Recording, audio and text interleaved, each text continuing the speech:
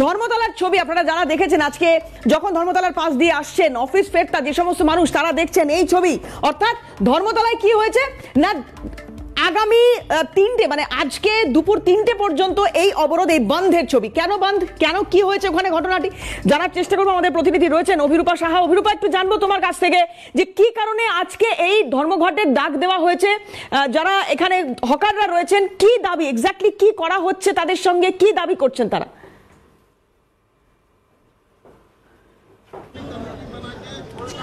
দেখো, 12টি ব্যবসায়ী সংগঠন তারা আজকে বন্ধ বা ধর্মঘট ডেকেছেন।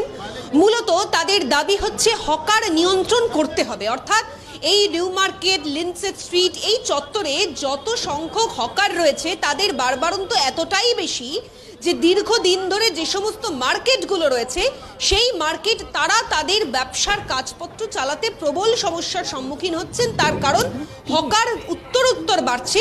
শুধু তাই নয়, হাইকোর্টের যে নির্দেশ ছিল, অর্থাৎ হকার বসার ক্ষেত্রে যে নির্দেশ ছিল, সেই নির্দেশ সমস্ত ক্ষেত্রেই অমান্য করা হচ্ছে।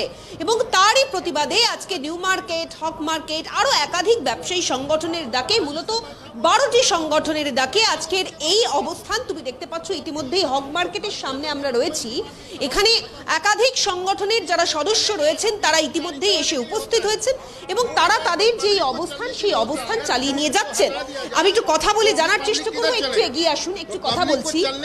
মূলত আপনাদের বেশ কিছু দাবি রয়েছে, সেই দাবির মধ্যে উল্লেখযোগ্য দাবি হকার নিয়ন্ত্রণ করতে হবে।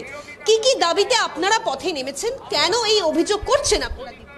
আমরা 5টা দাবি নিয়ে কথা বলছি সরকার থেকে। আমাদের প্রথম দাবি হচ্ছে ব্ল্যাক টপ খালি করে দিতে হবে। 1 নম্বর, ব্ল্যাক টপ খালি করে দিতে হবে। আমাদের পার্কিং ব্যবস্থা করে দিতে হবে।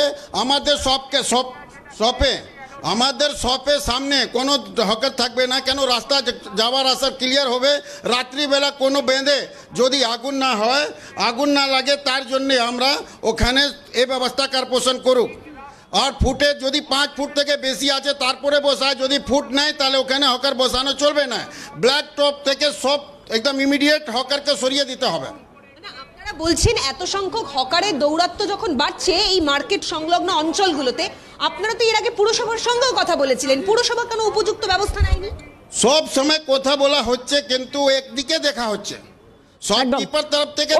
বিশদে ওনাদের দাবি, ওনাদের অভিযোগগুলো সব শোনার চেষ্টা করব, জানবো। কিন্তু আপাতত তোমাকে ধন্যবাদ জানাবো। অভিরূপা সাহা আমাদের সঙ্গে ছিলেন সরাসরি এসপ্ল্যানেড চত্বর থেকে।